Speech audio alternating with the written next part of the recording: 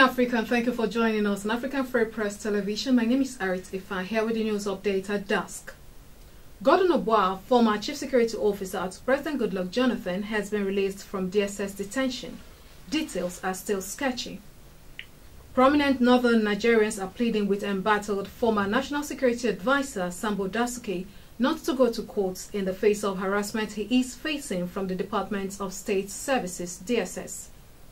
The DSS had last Thursday afternoon concurrently raided Dasuki's properties in Abuja and his father's in Sokoto State. The source said the treatment meted to Dasuki has been a subject of discussion among many northern elites who believe any court process would lead to disclosure of many other issues not fit for public consumption. President Muhammadu Buhari said today that the federal government is examining pieces of evidence that would lead to the arrest and prosecution of some former ministers and other government officials for allegedly looting and stealing Nigeria's crude oil. Buhari said this at the Nigerian Embassy in Washington while answering questions at an interactive session with Nigerians in the diaspora.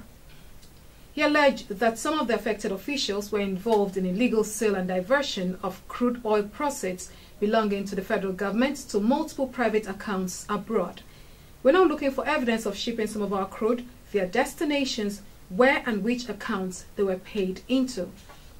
Members of the House of Representatives elected on the platform of the People's Democratic Party, PDP, yesterday warned against any further postponement of the resumption of the House. According to the PDP lawmakers, any move for another postponement in the resumption date of the House will be resisted. The lawmakers noted that the 360-member House had not yet settled down for any serious legislative business since it was inaugurated on June 6, owing to the raging leadership tussle in the caucus of the Majority All Progressives Congress, APC. Speaking on behalf of the caucus in Abuja, former House Deputy Leader Mr. Leo Ogo stated that PDP members were ready to work and could not afford to continue to wait for their APC colleagues because of their internal crisis, adding that the caucus examined the implications of frequent postponements of sittings and resolved that the next resumption date, July 28, must remain unchanged.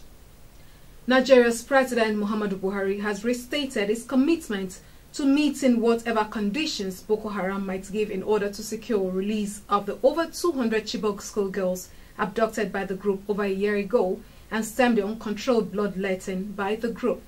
Mr. Buhari stated this during an interview with Christina Mampo on CNN in Washington yesterday. Nigerians have, however, expressed their reservations over the president's disposition, saying it is worrying and signifies grave danger for the polity. In their estimation, they recall that among the conditions earlier put forward by the jihadist group is the declaration of the Sharia legal code in all the states where there is predominance of Muslim, which simply means all the 19 states of northern Nigeria. Members of the All Progressive Congress in the House of Representatives who are loyal to the Speaker, Yakubu Dogara, have described as a very dangerous trend they are being referred to as New PDP, apparently by their counterparts who belong to the Femi Gbajabiamila camp. The Dogara faction have also moved to break the faction of Mr. Gbajabiamila by nominating one of his loyalists, Alhassan Dogowa, for the position of the majority leader. APC is favoring the former minority leader, Mr. Gbajabiamila, to clinch the position. A member of the lower chamber of the National Assembly representing Ijesha South Federal Constituency, Honorable Israel Ajibola Famurewa, has urged the leadership of the All Progressives Congress, APC, to close rank and allow former Governor of Lagos State, Asiwaju Ahmed Bola Tinubu, to head the Board of Trustees of the ruling party.